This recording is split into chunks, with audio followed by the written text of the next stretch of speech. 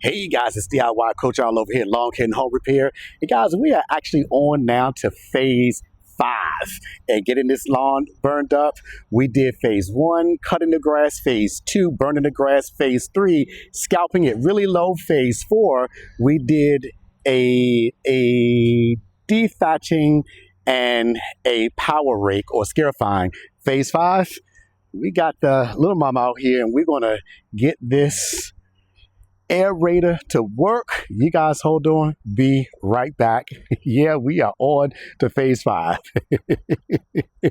Let's rock it, little mama. Go ahead and cue that music.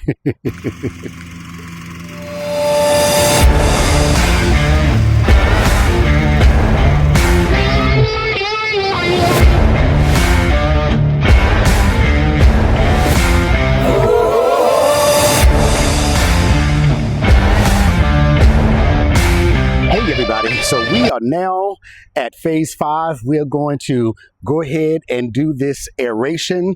When I first did this, the yard is now just totally, we are down to dirt over here. I did the scalping, everything to make sure we were all the way down. I was trying to get up most of the dead grass. I didn't realize that I was actually doing it in a way that it actually got down to bare dirt. So we are now getting ready to do our aeration. Now, as I said, aeration, seeding, and we're going to put some peat moss on it. We're going to put some starter fertilizer down on it, and we're going to do some watering. Now, the temperature, the weather has been agreeable. It's cloudy today. Sun is actually trying to peek through over there a little bit, but we've actually had temperatures in the 60s and 70s, and it's only forecast to go up to the low 80s, and we still have some rain. So that means I don't have to run my sprinkler system as often. As I said to you guys before, I didn't want to do my seeding until the soil temperature, not the air temperature, the soil temperature got down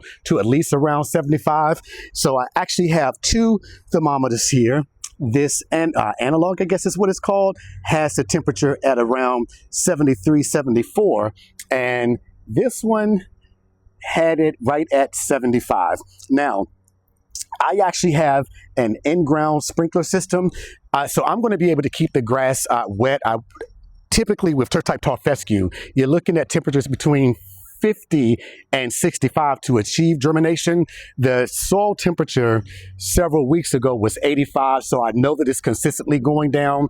That peat moss is going to help retain that moisture to help keep the seed wet. And as I said, I plan on running my sprinkler system several times during the day. I'm going to put it on automatic to do 3 times a day at least in case I forget, but I plan on keeping this seed wet so that we can achieve that germination, get that taproot going in that seed, and then get it down into the soil. Now, I chose not to do a pre-germination like I said before. I'm curious to see, turf-type tall fescue takes anywhere from 7 to 11 days to really get good germination, but I really want to see how the GCI does compared to the night shift. I want to see if one germinates a little faster than the other.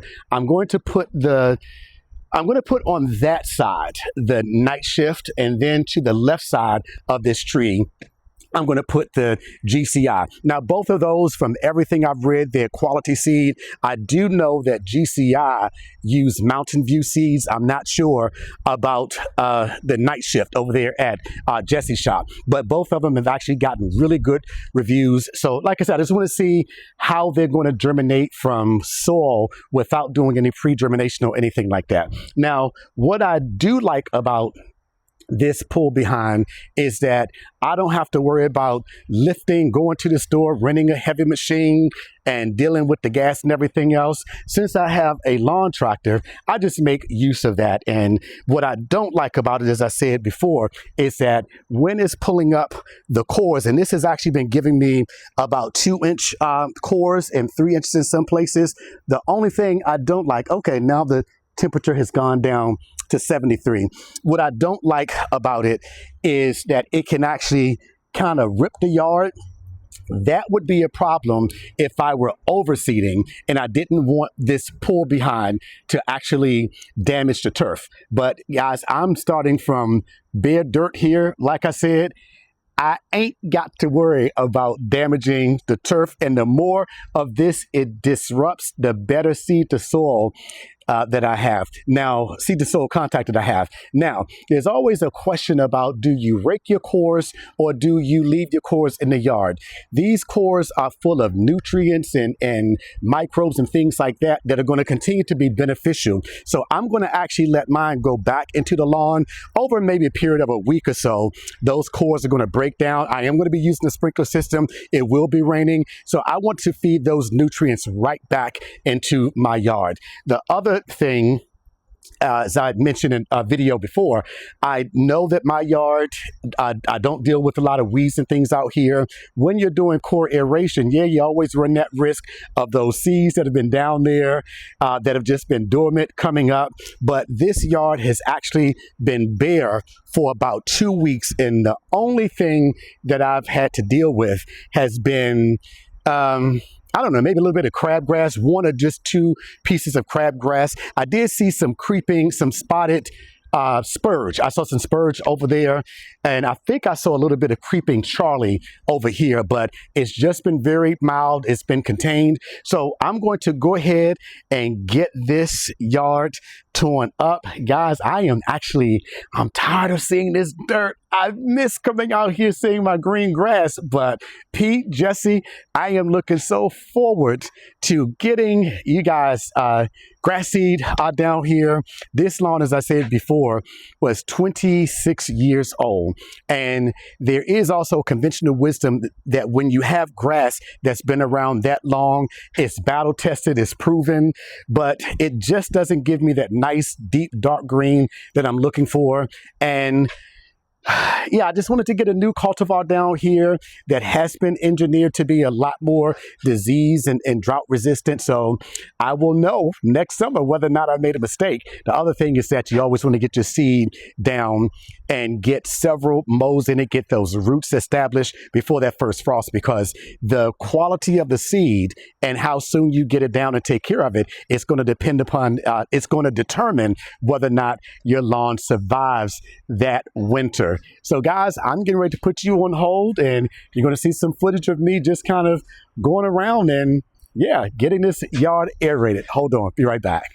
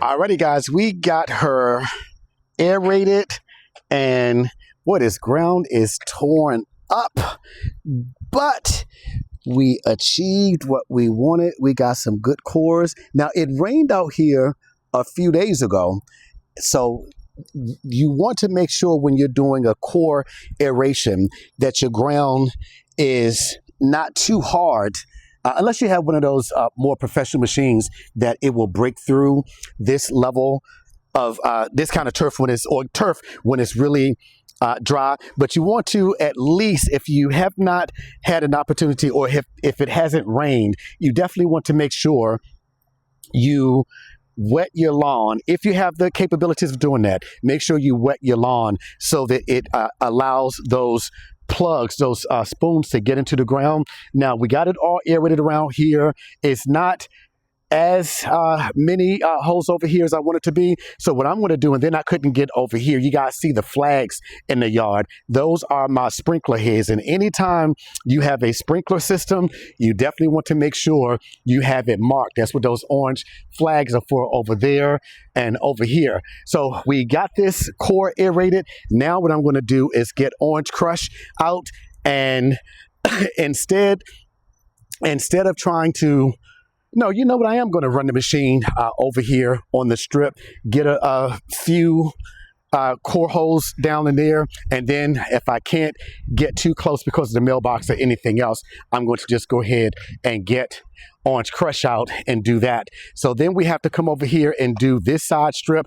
I am just going to go ahead and do a verticut over here. That's going to give me the grooves. Also, is going to give that seed to soil contact, and then I'm going to come over here and do this side of the house. So yeah, she's looking good, guys. I am just so excited to get this grass seed down to see what we're going to come up with. Hang in there, be right back. Hey guys, so I'm not sure what went on. I just bought this thing and the handle seems to have broken. It allows me to lift it up and take the spoons off of the ground so that I can roll it onto concrete. So I'm just going to have to go ahead and use Orange Crush here to just finish it up, and which is fine. The cores, the most important thing is to make sure you have good seed to soil contact. So I put the power rake or the the knives on to Orange Crush so she can cut through the soil. So that's going to still give me those grooves that I need. Actually, it allows me to get even closer grooves. I just really wanted to get those deep cores because I did have some compaction in the grass, which is the other thing that the core aeration is good for. The scarifying will not do anything for compaction, but it will. Now, I didn't have any issues with compaction over here, so this is going to work fine. And I didn't have any issues with compaction over here on the vanity strip. So we're just going to let Orange Crush come out, do her thing. I'll get that taken care of so that we can get the job done in the back. You guys hold on, be right back.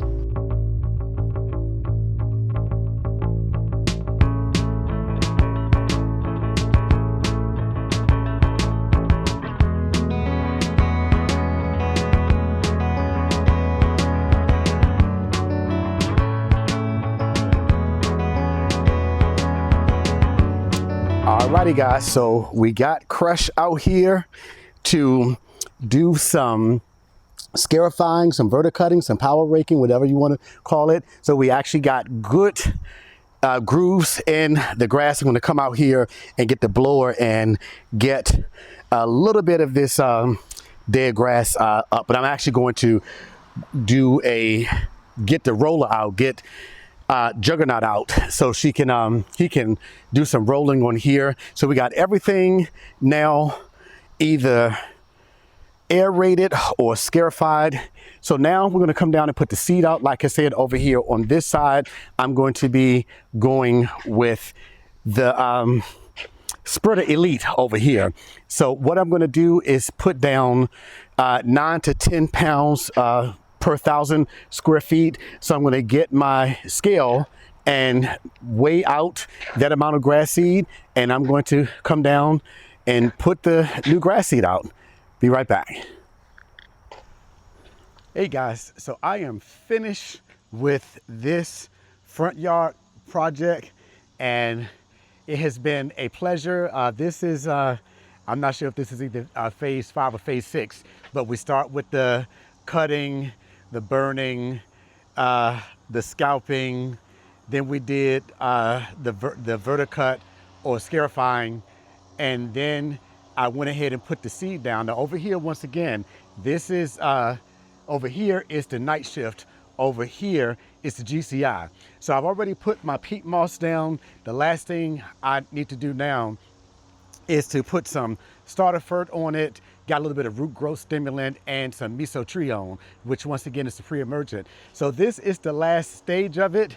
So Yeah, it's just been an experience. I've actually finished the backyard. Guys, I did 9,000 square feet lawn renovation. When I say DIY Coach Al is tired, I mean that sincerely. So I'm just gonna go ahead and put this down. I'm using, this is like a boom arm for this flow zone.